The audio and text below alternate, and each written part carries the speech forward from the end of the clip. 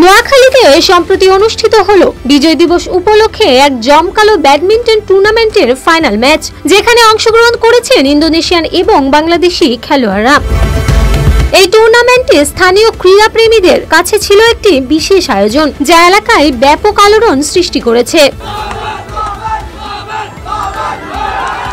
টুর্নামেন্টে দেশি বিদেশি খেলোয়াড়দের মধ্যে চলে তীব্র প্রতিযোগিতা এবং প্রতিটি ম্যাচ ছিল উত্তেজনায় ভরা। খেলোয়াড়রা তাদের সেরাটা দেওয়ার জন্য কঠোর পরিশ্রম করেছেন, যা দর্শকদের জন্য এক অনন্য ক্রীড়া অভিজ্ঞতা সৃষ্টি করেছে। দর্শকরা উদ্দীপ্ত হয়ে খেলা উপভোগ করেছেন এবং মাঠে উপস্থিত খেলোয়াড়দের প্রতিভা ও দক্ষতায় মুগ্ধ হয়েছেন। এই অনুষ্ঠানে প্রধান অতিথি হিসেবে উপস্থিত ছিলেন বিশিষ্ট ব্যবসায়ী এবং আমির গ্রুপের ব্যবস্থাপনা পরিচালক জহিরুল ইসলাম স্বপন। তিনি খেলোয়াড়দের উৎসাহিত করেছেন এবং ক্রীড়াবিদদের জন্য এমন ধরনের টুর্নামেন্ট আয়োজনের গুরুত্ব তুলে ধরেন। তিনি বলেন, খেলাধুলা আমাদের শারীরিক ও মানসিক বিকাশে এক অবিচ্ছেদ্য অংশ।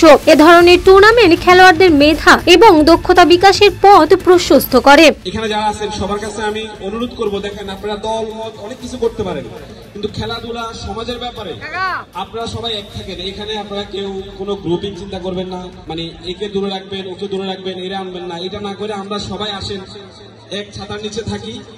সমাজের জন্য অনেক কিছু করার আছে, আর এই ইয়াং জেনারেশনই করতে পারবেন। আমিও চাই কাশীপুর মাঠে মানে সর্বকালের সেরা একটা টুর্নামেন্ট আয়োজন হোক, যত সুন্দরভাবে করা যায়।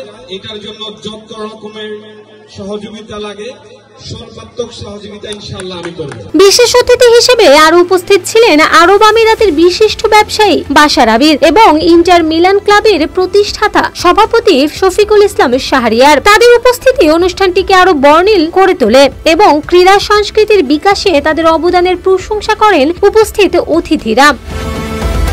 এছাড়া আরো অনেক গণ্যমান্য ব্যক্তিরা এই অনুষ্ঠানে উপস্থিত ছিলেন, যারা নিজেদের অংশগ্রহণের মাধ্যমে অনুষ্ঠানের মর্যাদা বৃদ্ধি করেছেন। এই টুর্নামেন্টে ক্রীড়া প্রতিযোগিতার মান উন্নয়ন এবং আন্তর্জাতিক স্তরের খেলোয়াড়দের অংশগ্রহণের মাধ্যমে নোয়াখালীর ক্রীড়া অঙ্গনে নতুন এক দিগন্ত উন্মোচন করেছে।